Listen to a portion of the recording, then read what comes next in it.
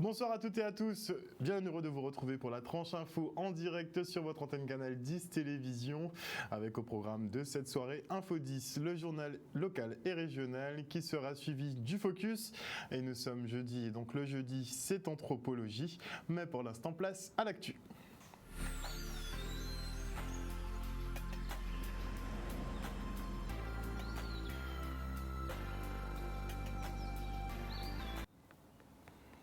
Nous sommes le jeudi 15 octobre 2020 et voici les titres de ce journal. Le président de la République Emmanuel Macron a décidé d'instaurer un couvre-feu à compter de ce samedi minuit. Nous sommes partis à votre rencontre, savoir ce que vous en pensez. On parlera de saveurs locales à l'occasion du récréa fruits à l'école Ludger Marie à Mornalo où les enfants ont enchanté leurs papilles avec des dégustations de fruits et légumes. Et en fin d'édition, nous irons à la rencontre de Manunda, le nouveau puma du zoo de Guadeloupe.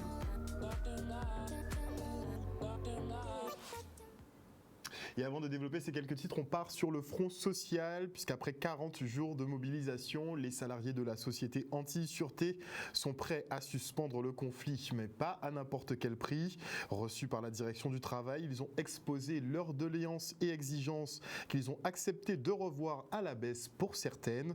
En effet, l'entreprise est actuellement en redressement judiciaire, une information qu'ils prennent en compte. Les agents sont donc prêts à négocier sur l'indemnisation des jours de grève, mais pas sur les congés payés, la Corbino et la prime pour les intérimaires. On fait le point avec Ismar Fogéa au micro de Michel Depape. Aujourd'hui, on a été reçu par l'inspecteur du travail dans le cadre de la rencontre avec les partis. Nous avons confirmé notre volonté à suspendre le conflit, mais pas dans n'importe quelles conditions.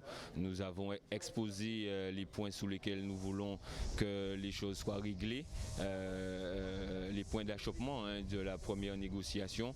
Donc nous avons également avancé notre volonté aussi de faire avancer les choses. On est prêt à négocier sur un point qui sera déterminant, donc concernant l'indemnisation des jours de grève. Nous avons précisé que les paiements doivent être faits concernant les indemnités de congés payés, concernant la proratisation de la Corbino, concernant la prime PASA qui n'a pas été versée pour les intérimaires qui sont passés en CDI en 2019. Nous avons fait l'effort qu'il est nécessaire de faire pour faire avancer ce mouvement social et pour le suspendre, sachant que notre société se retrouve actuellement en redressement judiciaire. Donc voilà, donc nous attendons également que notre direction en fasse de même et qu'on puisse véritablement entamer les négociations suivant un calendrier que la DIEC mettra en place.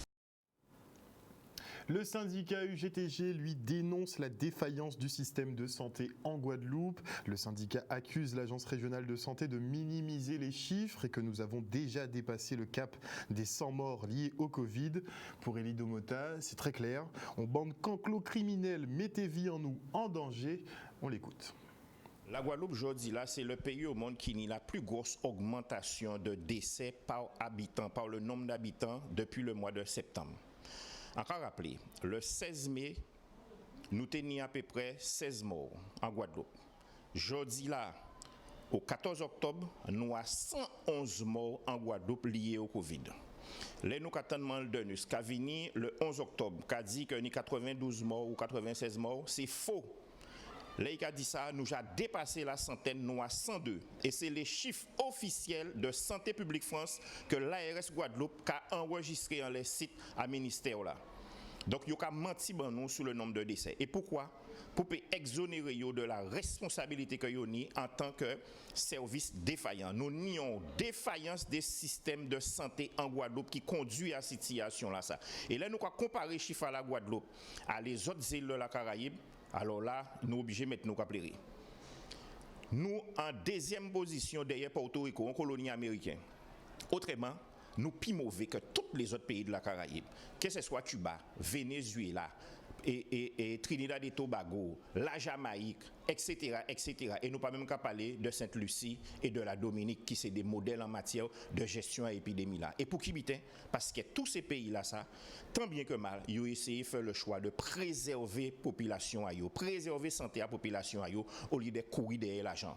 Et je dis là, nous avons payé les pots cassés parce qu'on a un bon canclo, et nous avons insisté sur ça, un bon canclo criminel, mettez vie en nous en danger dans le pays là ça. Et ils prennent des décisions qui mettent nous en danger, et ils n'ont pas jamais écouté parce que tenir des décisions, tenir des dispositions à prendre pour te sauver, pour te protéger la population guadeloupéenne. Là, dans le pays, on a un quart de la population, soit 100 000 personnes, qui atteignent de maladies cardiovasculaires, d'obésité, de diabète, d'hypertension artérielle, de problèmes immunitaires, et bien on va mettre en réponse hospitalière à la hauteur à ces difficultés de santé là ça. Or, il n'y a pas jamais fait. Ils ont fait si bien au mois de mars, avril, mai 2020 et ils ont abandonné le protocole sanitaire, ce qui fait que aujourd'hui là, ils sont directement responsables à drame sanitaire là et à paquet de morts là qui n'y a en Guadeloupe là. Nous, les GTG, nous que continuer à dénoncer et nous que continuer à goumer en l'air chantier là ça. Et notez en bref que voilà plusieurs semaines que le collectif de défense du CHU tente d'interpeller l'opinion sur le démantèlement des urgences cardiologiques. Il semblerait que la direction ait Mona Edreville, le chef de ce service, dans son collimateur. Mona Edreville qui n'a eu de cesse de dénoncer la gestion de crise après l'incendie du CHU et qui depuis demande à ce que l'on passe en état de crise sanitaire exceptionnelle de façon à ce que les mesures soient prises. Le président de la République, Emmanuel Macron, a mis en place hier un couvre-feu en Île-de-France et dans 8 grandes villes. Une décision qui visiblement ne fait pas l'unanimité après une gestion de crise quand même hasardeuse. Les restrictions de liberté poussent quand même à quelques réticences. Le micro-trottoir de Stanley Manicor. Hier, le président a annoncé le couvre-feu pour certaines grandes métropoles de l'Hexagone. Qu'est-ce que vous en pensez ? Je pense que c'est de la pure connerie. J'ai pas entendu. J'ai pas écouté hier. Mais c'est pas adapté pour notre île, tout simplement. Bon, c'est une bonne chose, c'est pour la santé des métropolitains. C'est bien. C'est pour la Martinique. Hein. Maintenant, 6h du matin. Oh, c'est beaucoup quand même. Hein. Je pense que ça part dans tous les sens. Voilà. Après, c'est que mon avis, mais bon. On attend de voir ce que, si le président n'a rien dit, on attend de voir ce que le préfet va nous dire. Ben, c'est qu'on nous prive de liberté, déjà, beaucoup, même s'il y en a qui sont conscients de ce virus. Non, pour nous, même Guadeloupéens, je pense que nous, on n'a pas besoin de ça. Ça ne change rien parce que moi, je ne sors pas la nuit. On est conscient, il y en a qui font attention, il y en a d'autres non. Moi, ça ne me dérange pas. Parce que moi, quand je sors du travail à 15h30, je suis chez moi pour demain matin. Les gestes barrières sont là, si tout le monde y met du sien, je pense que le confinement, voilà, mais ça nous enlève une certaine liberté. Alors, donc, si on fait ça ici, pour moi, il n'y a pas de problème. On a entendu parler hier de couvre-feu pour la Martinique. Est-ce que vous êtes favorable ou pas à un couvre-feu en Guadeloupe ? Pas vraiment, mais bon, après, ça se discute. J'ai entendu l'information pour la Martinique à partir de ce week-end. Non. Je dis que c'est de la connerie. Si les supermarchés sont ouverts toute la journée, que c'est là que les virus se posent sur les droits et qu'on touche tout dans les supermarchés, on ne les ferme pas, je ne vois pas à quoi sert le couvre-feu. C'est de la connerie pure et simple. J'ai l'habitude, je ne sors pas beaucoup, c'est travailler, rentrer chez moi et puis terminer. Hein. Pas de loisirs, pas même la famille, on ne peut plus se voir. L'ARS qui dit n'importe quoi au sujet de la famille antillaise. Pour moi, personnellement, pour les autres Guadeloupéens, je ne sais pas. Pour moi, il y a d'autres choses à faire pour pouvoir améliorer la situation de tous les Guadeloupéens ici. Donc. Ça restreint un peu la liberté et je trouve un peu dommage. On ne peut plus se rencontrer, on ne peut plus discuter, on n'a plus de vie. On nous fait croire qu'on est des décideurs, mais nous sommes pas des décideurs, on est là pour subir. On se meurt dans des maisons, les gens sont dépressifs, les gens ont tellement peur. En ce moment, de tout ce qu'on dit par rapport à ce coronavirus, les gens se meurent chez eux. Oh, qu'est-ce qu'on va nous faire subir? On verra bien, on est dans l'attente, tout simplement. On arrive à un stade où vraiment les gens se foutent de notre gueule et nous poussent à la dépression. Et les pauvres deviennent plus pauvres, sont malheureux, sont en dépression et sont de plus en plus malades. Et les riches s'enrichissent sur notre tête. J'espère que vous allez passer tout ça parce que généralement on coupe la moitié des choses qu'on dit. On y sera contraint. Après, peut-être qu'en Guadeloupe, les gens sont un petit peu plus sérieux qu'ailleurs, je ne sais pas. L'économie pour enrichir ceux qui sont riches et qui sont encore plus riches et qui deviennent de plus en plus riches. C'est tout ce qui se passe en ce moment. Et on adore votre franc-parler. Et dans le cadre du programme Erasmus+, les élèves de l'école mixte 1 de Grand Camp travaillent sur l'énergie solaire, de quoi plonger les tout-petits dans l'anti-gaspillage et le recours à des solutions plus propres et innovantes. Pour exemple, l'association Mouvance Caraïbes leur a appris comment fabriquer de l'électricité grâce à un vélo. Le reste en images.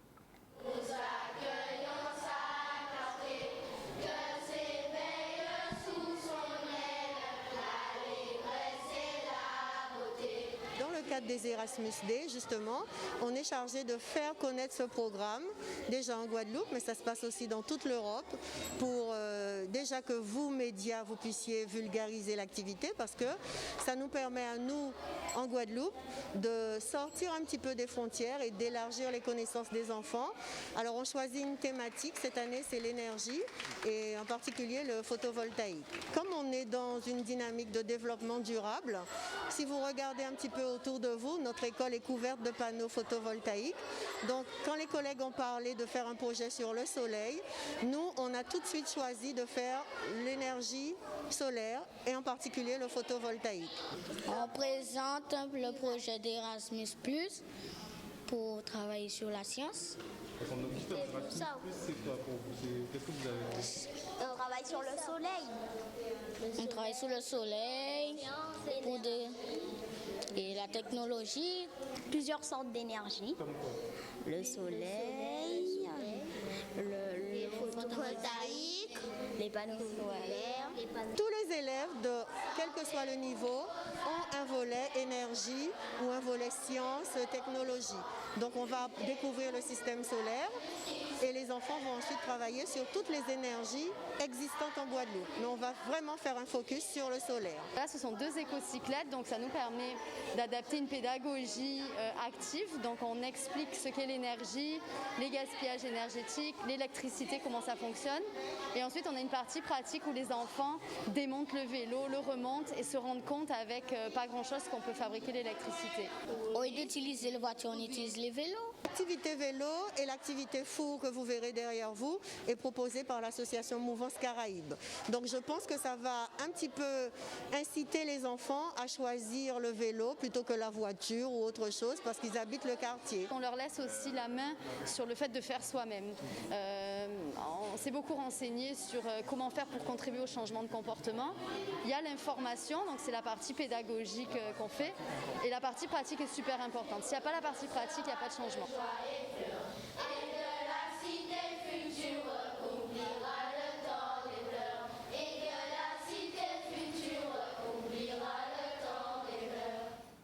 Un reportage signé Stanley Manicor.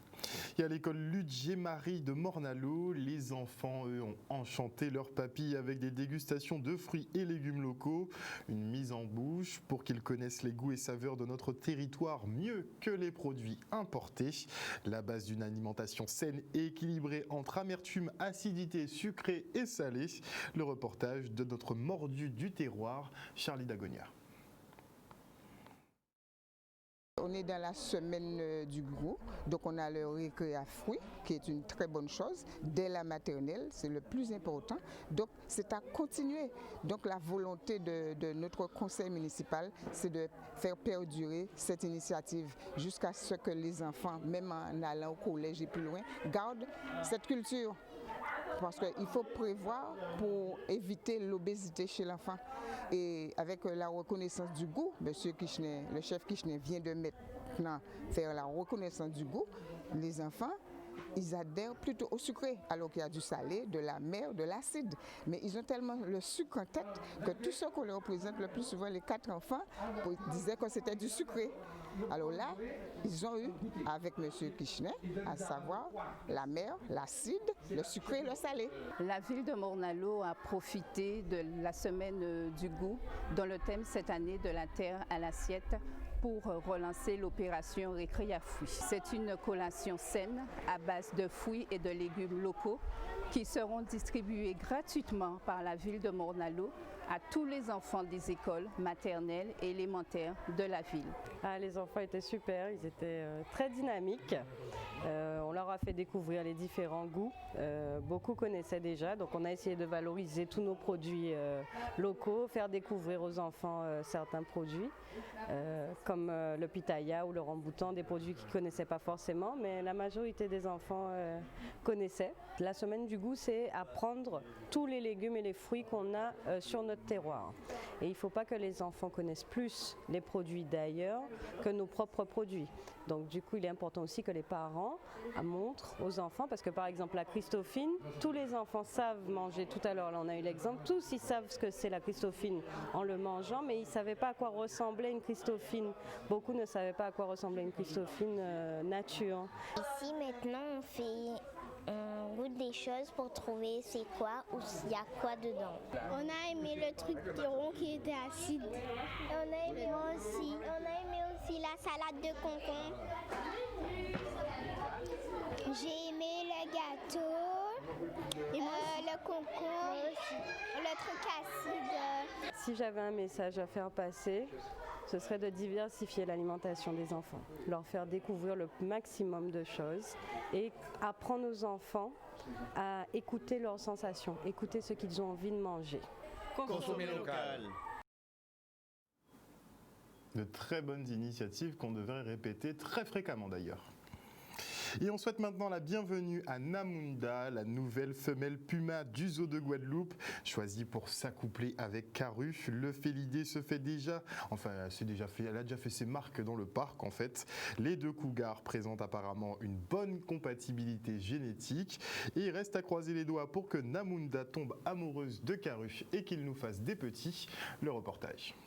L'arrivée de la petite femelle puma originaire du parc des félins en France, ça sera de travailler au sein du zoo de Guadeloupe en partenariat avec tous les zoos du monde sur la reproduction de cette espèce parce qu'en fait on travaille sur deux niveaux par rapport au puma. On va d'une partie travailler sur la reproduction en captivité au sein du zoo, donc entre Namunda et Caru notre mâle, en espérant avoir des petits, et en parallèle on continue de travailler sur la protection de leur milieu naturel en Amérique du Sud, notamment via des associations sur place, notamment en Guyane et ailleurs. C'est merveilleux, c'est une opportunité qu'on n'a pas tous les jours, donc c'est vraiment bien de pouvoir travailler en contact avec des félins aussi majestueux que le puma. Namunda qui a 1 an et demi, c'est très bien acclimaté et très vite, on en est vraiment très content.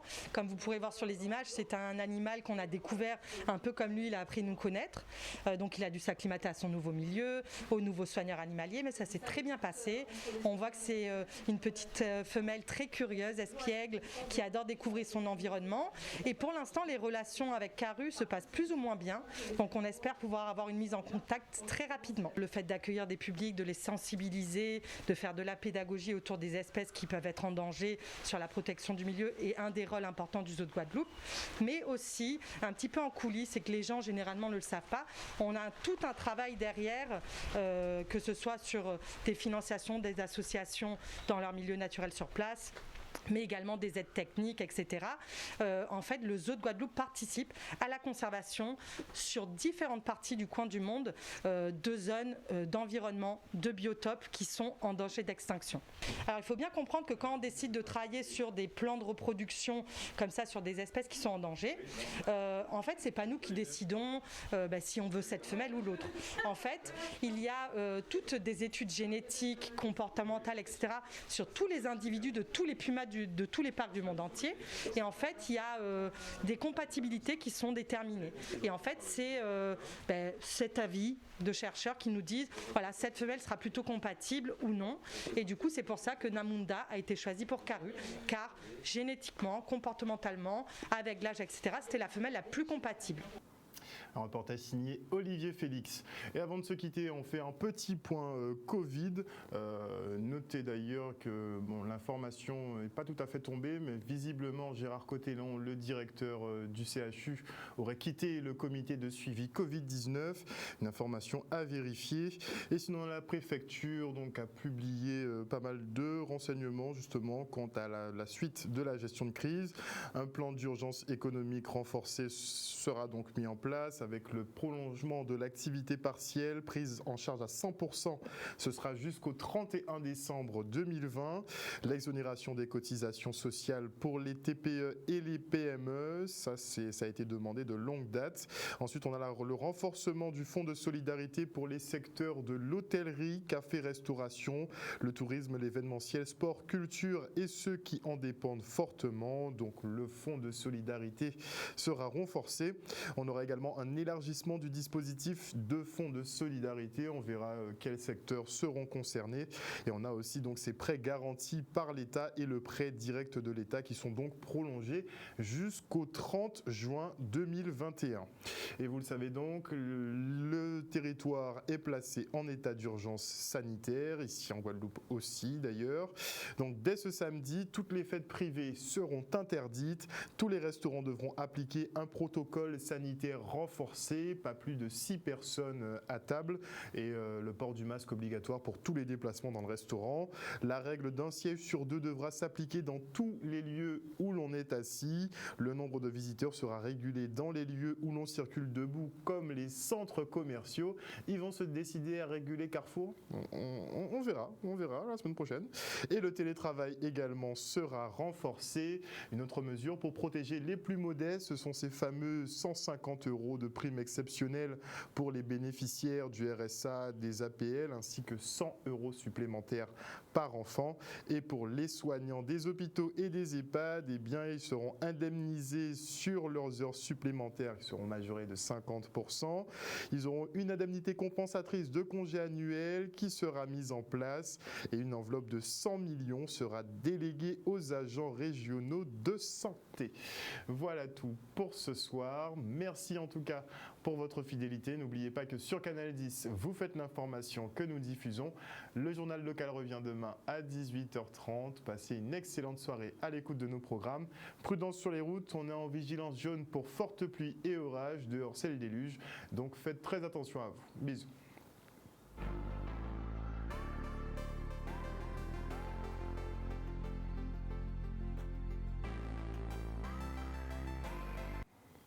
Et à venir dans la tranche info sur Canal 10, eh bien le focus, 1 heure de débrief sur l'actualité. Et l'actualité le jeudi, eh bien c'est de l'anthropologie. Donc on parle de l'histoire noire avec Niv Séré Kalala Omotunde. Et avant la coupure pub, je dis bonsoir à Odile Zingilet, bonsoir à Marie-Hélène Borès, bonsoir à Fabien Nebo, bonsoir à Guido Gina, bonsoir à qui d'autre, à Isabelle Le Guerne, bonsoir à Vanessa JW, bonsoir à Nawen Laura, bonsoir à qui d'autre, à Pat Pile, bonsoir à comment ça se prononce ? Oui, c'est Dialogue Opticienne. Bonsoir à Jean-Luc Compas qui nous dit bonsoir de la France. On veille tard ce soir. Bonsoir à Muriel Stanislas. Bonsoir à Marcel Neuilly. Bonsoir Colcha, on espère que tu vas bien. Bonsoir El Canalio. Bonsoir Georges Toussaint. Bonsoir Mathias Gaspard. Bonsoir Agnès Ami. J'espère que vous vous portez bien. Merci de nous suivre sur les réseaux et sur l'antenne de Canal 10 Télévision. On se retrouve tout de suite après la coupure pub pour le jeudi Anthropologie. A tout de suite.